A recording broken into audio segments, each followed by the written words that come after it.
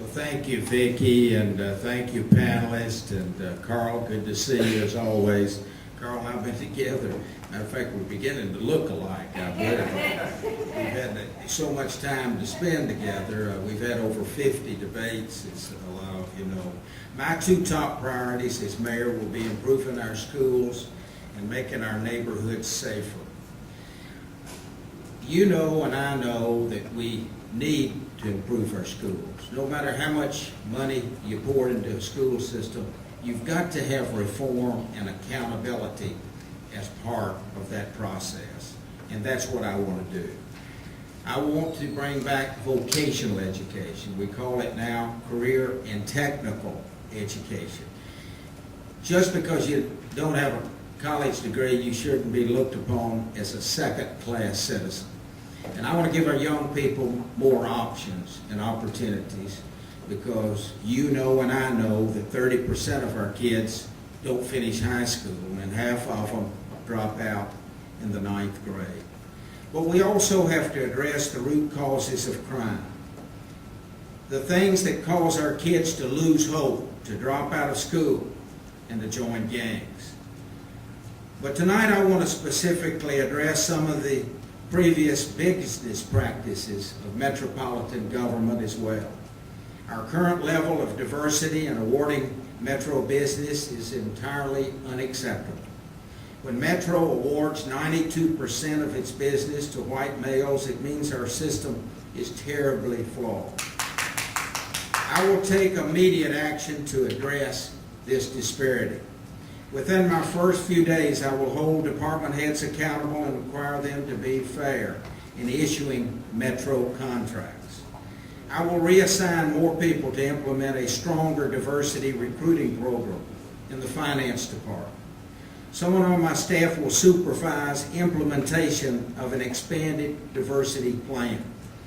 At TVA and the U.S. Congress, I help minority companies gain more government contracts, and I'll do the same thing as the next mayor of Nashville.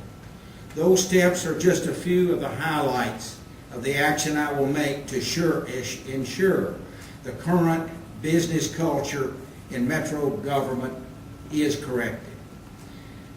I'm not a new friend to North Nashville either, as a lot of you know. I've got deep roots in North Nashville as well as all over Nashville. But since we're in North Nashville, I want to point out some of the things that I've been involved with. I have a long record of working with the Jefferson Street community. I purposely set up my congressional office on Jefferson Street 15 years when I was a member of Congress, because I wanted to send a loud and clear message. It's time for North Nashville to be a full partner in the economic development of the greater Nashville area. And we've done many great things, but there are many challenges ahead, as we know.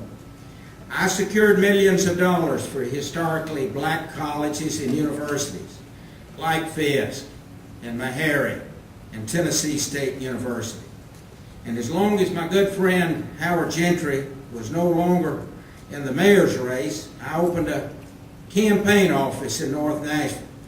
I didn't want to set up one in the general election simply because he was in the race. But after Carl and I ended up in the runoff, I set up a campaign office in North Nashville that's functional and alive and well. I've got a long history fighting for causes. I have a long history of fighting for the underdog. I've got a long history being a champion for the people of Nashville and the people of Tennessee. And I'll do the same thing as the next mayor of Nashville. I will be available and accessible. I will speak up and speak out when it comes to education and combating juvenile crime and emphasis on public transportation, which we badly need, and put more emphasis on economic development and more jobs and better jobs and quality of life, plan our growth and grow our plan. But we'll have ample time tonight to talk about the issues and the challenges ahead for Nashville to move it from good to great. Thank you. Just tell you a little bit about myself and why I'm running for mayor of Nashville. I came to Nashville in 1978 to get an education. I grew up in a small town where I began work in a factory when I was 16, and worked my way through college in a paper mill, and then decided I was going to go to law school, so I came to Vanderbilt. And while at Vanderbilt, I met a woman who I was later to marry, who was a lifelong resident of Nashville, and we had discussions about where to live, and she said, this is where I'm going to live, and this is where I'm living. And it's been a great place to live. I love this city. We've raised 3 children here. I have a 20-year-old, I have a 13-year-old and a 12-year-old, and they've all just benefited from living in this wonderful city. I'm running for mayor of Nashville because I believe this is the one job where every day you can go in and do things that can actually benefit people. You set priorities, you make decisions that really matter. And that's why I'm seeking this job. I think this city has benefited from having 16 years of pragmatic and progressive leadership in the mayor's office, and we need to continue that. Now, we got some issues we need to address. And the first issue is public education. I am convinced that this city must have a school system that competes or exceeds in quality the schools in the surrounding counties, because we've got to keep families living in Nashville. We've got to be more than a city where people work. We've got to be a city where families can live, and schools are critical to that. But I'm also very concerned about high dropout rates. We have 2 schools that have dropout rates of 50%. We have other schools with high dropout rates. Now, there's a lot of good news in the school system, but those dropout rates are something we have to address because of 3 reasons. Number 1, there is a public safety issue. When you have a lot of kids between 13 and 18 who aren't where they're supposed to be, that's a public safety issue. If the number 1 issue in this city in terms of public safety is juvenile crime, keeping kids in school is a long-term answer. The other issue is economic development. We've got to be developing the workforce to keep good jobs in Nashville, to keep our employers here, and keeping kids in school so they get vocational training, career training, and learning the basic math and English skills they need to be successful in life is essential for our city's future. And it's also a moral issue for me. We know that a high school dropout on a national average makes 65% of a graduate. It's just not right for us to be satisfied for year after year of us failing to graduate 40 to 50% of a class. That's not right. And we need to take steps to change it.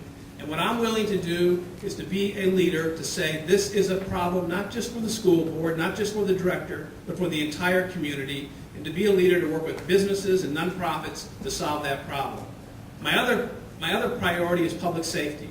We've got to have a police department that's fully staffed, and we've got to have public safety where everybody in every neighborhood feels safe. We can't be satisfied, even though there's a lot of good news. 25% reduction in homicides from last year, 16-year lows in almost all crime statistics. But until every neighborhood is safe, we can't rest. And then finally, economic development. You know, this city has been for the last 2 years the hottest city in America for businesses to relocate to, and we need to continue that. But we also need to continue being a city where small businesses feel at home, and where we can make sure as a metropolitan government that we're doing the best in terms of awarding contracts, that all people, minorities, get to participate, that it's done fairly. And I am committed to implementing the diversity study. I am committed to having a group of minority business advisors to me so we can create more minority business in Nashville and make sure the contract process is fair.